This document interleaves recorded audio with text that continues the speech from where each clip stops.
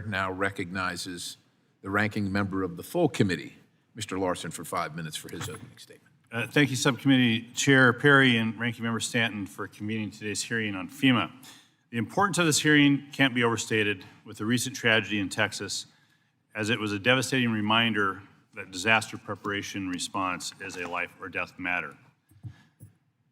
To quote former FEMA Administrator Pete Gaynor, emergency management is locally executed, state managed, and federally supported.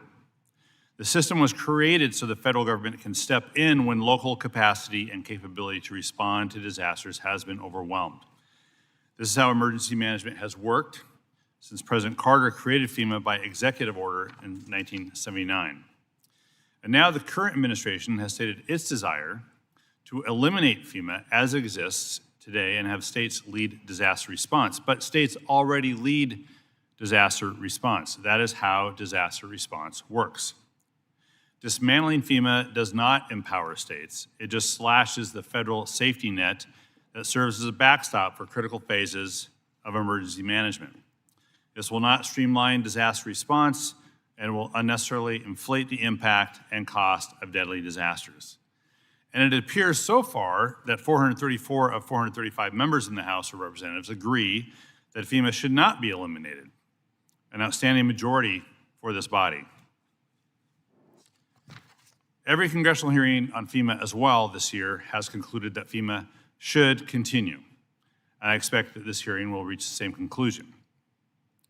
Now, despite clear congressional intent to the contrary, here are some of the actions the administration has taken to disrupt and dismantle FEMA since taking office.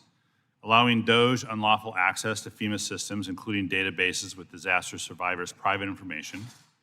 Directed FEMA to eliminate all climate change-related activities and terminology.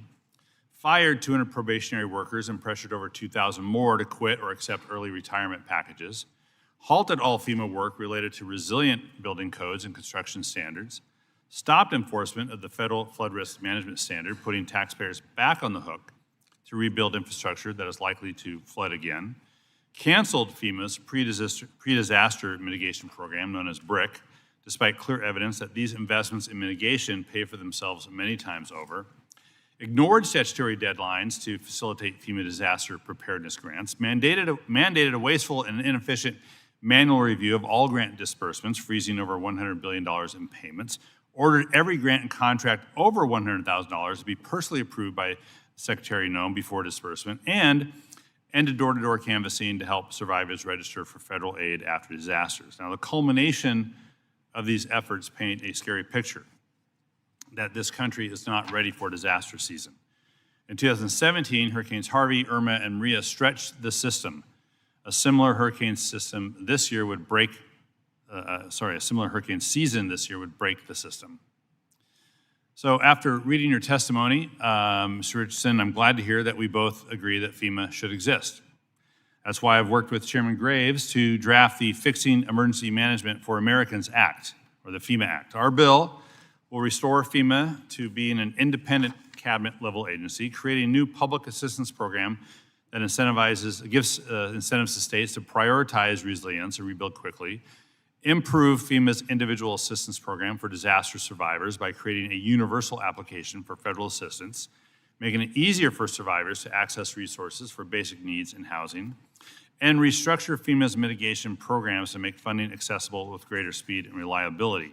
It does many other things, and it is based on bipartisan work of this committee and has bipartisan proposals from folks on this committee and off of this committee. We'll be introducing the bill this week after months of painstaking review and incorporation of stakeholder feedback. We're not waiting for a FEMA Review Council. We don't need to wait for a FEMA Review Council. We've been reviewing FEMA for a long time, and that's why the FEMA Act is getting introduced.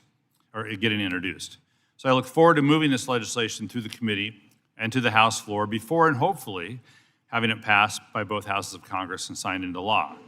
That is the process of making major changes to federal government agencies. Today, we're going to have a serious discussion on the current state of the nation's disaster readiness posture, and there will be some tough questions, Mr. Richardson, but please don't think we're asking them because we want you or FEMA to fail. We want you and FEMA to succeed. We desperately want and need you to succeed so Americans are safe from disasters.